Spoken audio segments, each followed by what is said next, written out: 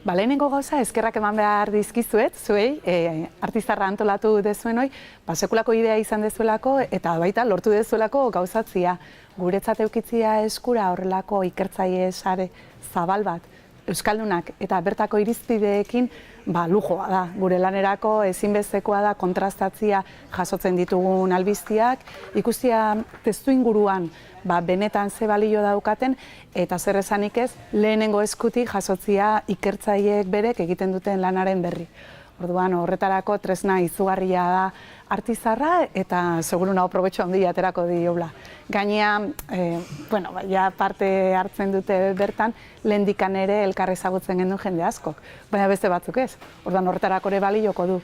Laborategitan edo bulegoan lana egitera ohituta daudenak, baina plazara gutxi atera dianak edo aukera gutxi izan dituztenak ezagutuko ditugu eta haiek ere izango dute hitza, espero dut.